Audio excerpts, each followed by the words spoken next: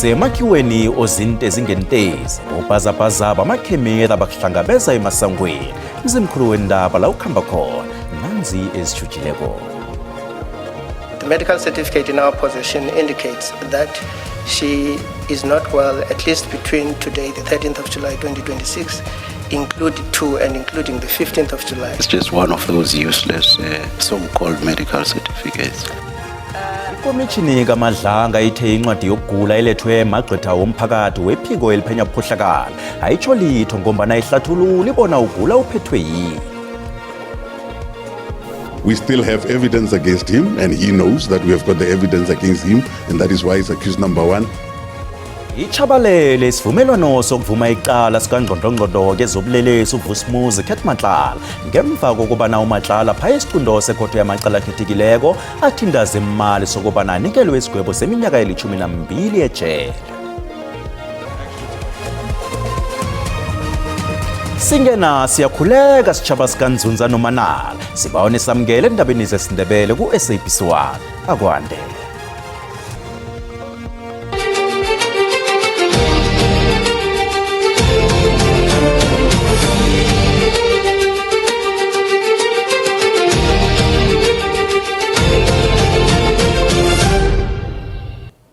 Ikomishini kaMadlanga ithulise ubufakazi ebebucalwe ngamehlo abovu ebekulindeleke ukuthi bethulwe umphathi wephiko eliphenyako ubukhohlakala ngemva kokuthi abhalelwe kuvela phambi kwekomishini le batsho uyagula. Amagqwetha akhe afake isitifiketi esitshengisa ukuthi uJohnson ukujinselwe esibhedlela ngemva kokubanjwa kokugula okuthileko ebungakavezwa. uJohnson bekulindeleke ukuthi aphendule insolo ezibudisi kubi abekwazona zokuthi batsho nabekasebenza njengesikhulu sabachuchwisi wavozisa idokhethi eliqhakathekileko elifaka hlangana isikhulu sezobelelesi kezobuhloli uMajor General Feroz Khan. Ubufakazi obuvezwe phambi kwekomishini buveza ukuthi batsho imininingwana yomuntu owayengongoyila ngoKhan yathunyelwa kuye nge-email ngaphambi kobana akhuphe istatimende esiya ebaphenyini esizwakalisa ukuthwenyeka ngokuthi ingathana wanikelwa ithuba lokuchugulula ihlangothi lakhe. Amagqwetha kaJohnson abeka ngalindlela. We were made to understand that she is with the doctor. She had some serious health-related issues that I'm not able to disclose in public, and that she is being attended to. The medical certificate in our possession indicates that she is not well at least between today, the 13th of July 2026, including the 15th of July 2026. Kusalindeleke ukuthi uJohnson eze azokuphendula phambi kwekomishini kaMadlanga mayelana nensolo abekwazonezi. Just one of those useless so-called medical certificates. But anyway, the bottom line is that Advocate Johnson is not here. Indeed. We are forced in the circumstances to postpone the hearing of Advocate Johnson's testimony to a date to be determined. Ilanga elitsha lokuthi uJohnson uzokwethula nini godu ubufakazi bakhe lisazokumenyezelwa ngokukhamba kwesikhathi. Nginguphindile Msiza wendaba ze-SABC e-Auckland Park eJohannesburg. Sifadalele isivumelwano sokuvuma icala sikangqondongqondo kezobulelesi uVusumuzi Khethmatlala. Lokhu kuza ngemva kokubana uMatlala phaya isicondo sekhotho yamacala akhethekileko athindaza imali sokubana anikelwe isigwebo seminyaka eli-12 ejele. Ekuthomeni uMatlala uvumele ukuthi agwetshwe iminyaka ebunane ejele. Ikhotho ithi isigwebo sincane khulu. uMatlala uvuma amacala obukhohlakala ukhwabanisa nokhukuthisa imali elinganiselwa ku-228 million yamaranda yekontraka yemapholiseni eyanikelwa ikampani yakhe. Abaphenyi sebayokuthoma ngobutsha godu ngephenyo ngombana isivumelwano esifungelweko sokuvuma icala sikaVusumuzi Khethmatlala asasebenzi. Lokhu kuhlathulula bona nobufakazi bukaMatlala bokubandakanyeka kwenkhulu zemapholiseni ekunikelweni kwamathenda ngobukirikitshani nabo angeze busasebenza. Mr. Matlala, I've been informed by counsel on your behalf in respect of yourself, accused 2 and 3, that it is your choice to withdraw from the plea and sentence agreement as you decline to accept the court's recommended sentence. Do you confirm in respect of yourself that is the position? Phambilini icala likaMatlala lihlukaniswe namanye amacala walabo asolwa nabo. Kanti ukhoxa kwakhe ekubeni ngufakazi wombuso kutsho bona sekayokuhlanganyela godu nalabo asolwa nabo abengumsolwa wokuthoma. We still have evidence against him, and he knows that we have got the evidence against him, and that is why he's accused number one. And we are saying, let's go to the other matter and then make sure that we get conviction on that matter. Icala lithulisele mhla amalanga ali-11 kuKhukhulamungu. Umphakathi wakwaMkhuhlu eMpumalanga urakela phambili nokuhlalela evalweni ngobulewa abantu abama-37 izehlakalweni ezinokuguruzela solo kwangoTjhirhweni. Izolo ebusuku kudunyuzwe kwabulawa abantu abane ekusolwa bona abadunyuzwe babantu abakhamba ngesithuthi. Bemapholiseni bathi sebamkhombile umsolwa okhambelana nesehlakalwesi kanti iphenyo liyaraga. Umphakathi uhlala uthukiwe lapha ngemva kwesinye godi isehlakalo sokubulala ngokudumuza. Amapholisa athi abantu abahlanu bebakhamba ngekoloyi lokho amadoda athile konakaza abadumuza. Ikoloyi abe bakhamba ngayo iselizinto njandrunja ngenkule. Abe bakhamba ngayo babhubhele endaweni esehlakalo. Ungazimbe esihlanu usebujameni obabazekake kumbeni abagula kakhulu. Unobangela lokho akakaziwa. The 4 people, including the one who was injured, they were driving in, and as they stopped before the gate, they were attacked by unknown assailants, and as a result, they were shot at. Number of shots, several shots were fired at them, and as a result, we have lost 4 people at the scene and 1 was injured. At the moment, the incident, the cause or the purpose is unknown of the incident. Bemapholiseni bathi isibalo sabantu ababulawa ke endaweni lesiphathi sihloko ebuhlungu. Bathi sebamaza umsolwa begodi sebasenthendreni zakhe uzokulelelwa zinsimbi duze nje. Up to so far we have recorded close to 33 deaths before the 4 people that were killed yesterday. So we thought that enough is enough. It's an individual that can be able to assist us. So this individual, since we know him, will want this individual to be arrested to come and answer for himself. Amapholisa athi umphakathi usebenzisane nawo nanyana kunjalo avezile ukuthi izakhamuzi kaningi ziyasaba ukubika ubulelesi obenzekako emphakathini. Ikhotho kaMagistrata weJohannesburg ilithulisele nakama-22 ukuvela abahlinzi icala lokubuyiselwa kwakandodana Chuma e-United Kingdom. uChuma usolwa ngokubulala abantu abathathu njengoba naye imphathimandla zeSouth Africa zithoma ikambiso yomthetho yokubuyiselwa kwakhe e-UK ukuyokuqalana namacala wakhe. uChuma ubotshwe ngelesihlanu eKensington eJohannesburg ejimeni elihlanganyelwe emapholisa i-Interpol bezobuhlakani nabaphenya ubulelesi obuhleliweko. Imphathimandla zeBritain zifuna buyiswe e-UK malungana nokubulawa komkakhe uNothabo Chuma nabantu ababili uNatali noNala. Indumbu zabo ezithole emzini abo eBedfordshire kafeaturesana ngemva kokuthi akhambe e-UK. Nabekavele ekhotho igcwetha lakhe liveza ukuthi okwanje abakazi ukufaka isibawu sebhayili. Your matter is postponed until 22 July 2026. Matter is postponed to establish your legality and proper instructions by defence. At this stage, you remain in custody, no bail. Johannesburg Court 2, 9 o'clock. Umkhulumeli wamapholisa weSouth Africa uAtlanta Mathe uthi abaphenyi beqemsinya ukuthola bekubotshwe umsolwa ngamalangana angene elizweni limi. Uthi lokhu kutshengisa ukusebenzisana kuhle kwamapholisa welizweli namapholisa wamanye amazwe. South Africa is not a safe haven for criminals. Where wrongdoing has been conducted, we will trace you and we will arrest you. Icala lilithuliswe ukuthi ikhotho ithome ngokusemthethweni ikambiso yokubuyiselwa kwakwaChuma e-United Kingdom bekunikelwe igcwetha lomsolwa isikhathi sokukhulumisana naye kuhle. Asicale umbono wakho mbukeli ngale ndaba mraro kaChuma yokubulala umndeni wakhe e-UK abalekele lapha eSouth Africa nakuyalandela.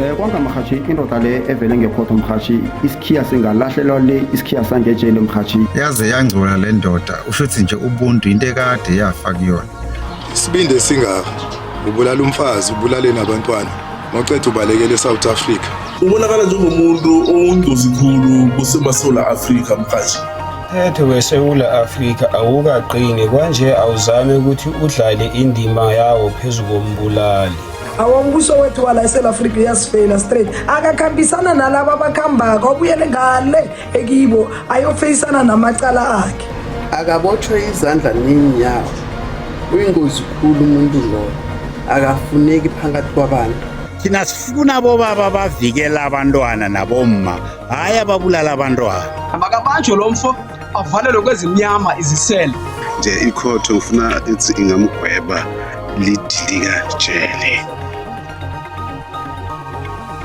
Umbono onke umbukeli SABC ayizokuthwesa umlando ukuziphendulela kombono umbukeli. Nasibuya entolo.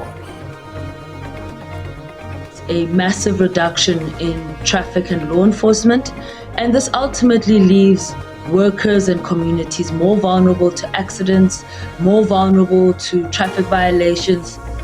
Sekuzinyanga amakhemera angasebenzi endleleni zeJohannesburg. Yeke lokho kubangela ukuthi abashayeli baphule imithetho yendlela.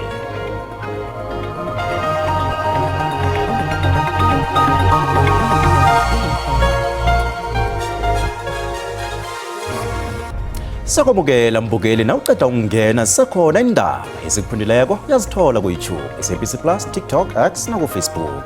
Namba sikhambe.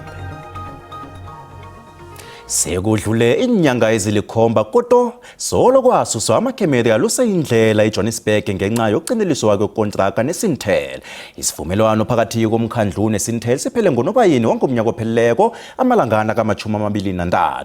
Okwanje umkhandlu weJohannesburg usemahlelweni okukhetha abanye abanikeli ngenisetshenziswa. iJohannesburg isebenza ngaphandle kwamakhemeri atikiweko agade inkoloyi ezeqamalagutsha endleleni ezikulu. Phambilini bekatshalwe magega ukulekelela amapholisa wendlela kokenji. Umkhandlu weJohannesburg uthi ukuphepha endleleni kuliqalo ndanzi lawo. Ukhombe ngemino abachayeli abagijimisa inkoloyi eJohannesburg ukuthi bacheje. We are currently navigating the necessary municipal supply chain and procurement processes to appoint a new service provider. Because these contracts involve significant public funds, it is vital that we strictly adhere to the Municipal Finance Management Act. We must ensure that the process is entirely transparent and legally sound to avoid any future operational disruptions. An official announcement will be made as soon as this appointment is finalized. Amapolisa umkhandlu doropo weJohannesburg abekasebenzisa amakhemeri agadibelo lenkoloyi asahleli yaphosa ilihlo endleleni ezimlisa tewu. Aphele abamba namajima okujamisa inkoloyi yahlola ukulunga kwazo. Ihlangano esebenza ngenkoloyi ithwenyekile ngalesi sitshijilo. What this basically means is that there is a massive reduction in traffic and law enforcement, and this ultimately leaves workers and communities more vulnerable to accidents, more vulnerable to traffic violations, which of course mean that we are less safe on our roads. Ihlangano lefuna kube nobungcono ukulawula zemali ezigadi isifundesi. Inthunywa ezivela emfundeni ngemfunda nehlangano iAssociation for Mathematics Education of South Africa izokalise ukuthonyeka ngokwehla kwesibalo sabafundi abathatha imfundo ze-mathematics enkolweni. Makhulukhulu wenthunywa abuthene ndawonye emnyanyeni wehlandla lama-31 we-AMESA obanjelwe eUniversity yeMpumalanga eMbombela. Umbuthano wamalanga amahlanu okhanjelwe botitshere nemfundiswa uthwaya ikhambo lehlandla lama-31 lehlangano iAssociation for Mathematics Education of South Africa. Abotitshere abafundisa imaths abaphuma emfundeni ezilithoba elizweni lonke bakhambele umbuthano lo ukuyokwabelana ngamahubhululo nensombululo ezithuthukisa ukufundiswa nokufunda imathematics. The classes for mathematics are decreasing, so learners now are taking maths lead. So I'm basically hoping I can learn that. How can we encourage and motivate learners to take mathematics? Inthunywa zehlangano lezi amkele ukusebenzisana phakathi kwabafundisi nezazi ekorweni yokufundiswa kwa-mathematics. Aim is to equip our teachers. We help the department to workshop teachers, to develop teachers in terms of mathematics. Umnyango wezefundo eMpumalanga ukuthabele ukubamba umnyanya lo wakhuthaza abotitchere abafundisa imaths bona bazibandakanye. Umhlangano lo uyokubanjwa ukufikela ngelesihlanu. Imali randa liyabogaboga nalenganiswa nezinye imali ezinkulu.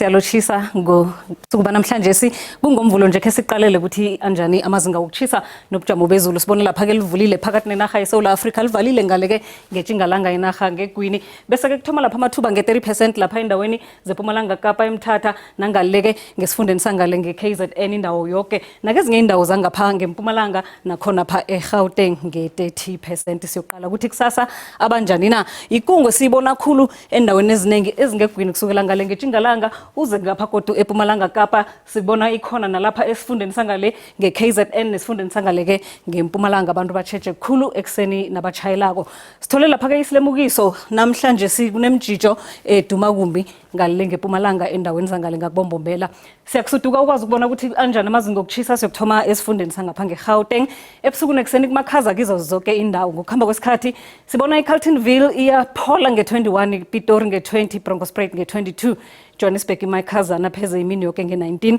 lapha eLimpopo nakhona ebusuku nekuseni kumakhaza ngokuhamba kwesikhathi sifunda pheze sonke sithi ukufuthumala kuphole lapha ke endaweni zabomgopane nge23 neBurgersfort esifundeni seMpumalanga nakhona ebusuku nekuseni kumakhaza ngokuhamba kwesikhathi ke sikhukhuza sizifuthumalele nge27 kezinye indawo lapha eMalahleni 21 neSekhunda iMashishini yona ke imakhaza pheze imini yonke iKwaZulu Natal yake nayo ebusuku nekuseni imakhaza ngokuhamba kwesikhathi sifunda sibuye nganeno siphole iRichards Bay yona ifuthumele Kokstad makhaza pheze imini yonke 19 degrees Celsius njengemva kwamadina kusePumalanga Kapa ke ebusuku nekuseni kumakhaza ngokuhamba kwesikhathi indawo zibangcono pheze zonke iMalitswayi neWillows makhaza ke nazo imini yonke Njengalanga Kapa ke makhaza hlengegwini Cape Town nakatha phezulu yi16 nje kwaphela kuthi lapha eGeorge libuye nganeno nge18 nokho kumakhazana nakhona imini yonke lapha ke kusehlagwini Kapa nakhona ke kumakhaza ebusuku nekuseni ngokuhamba kwesikhathi aPinkton ifuthumele kezinye indawo ke kuhlala kumakhaza njalo njengalapha eSutherland nge17 nje kwaphela ngemva kwamadina iFreystata liyana yonke ebusuku nekuseni kumakhaza mbathani nifuthumele ngokuhamba kwesikhathi sifunda sibuya nganeno kodwa ke endaweni eziningi kumakhazana nakhona pheze imini yonke kokugcina siqalela lapha sifunda sangaleke ngechingalanga Kapa naso ebusuku nekuseni kumakhaza ngokuhamba kwesikhathi sibuya siphole sibuye nganeno kulapha eTaung la sibona khona ke sifuthumele nge24 degrees Celsius asibonane kodwa ngesikhathi esilandelako dido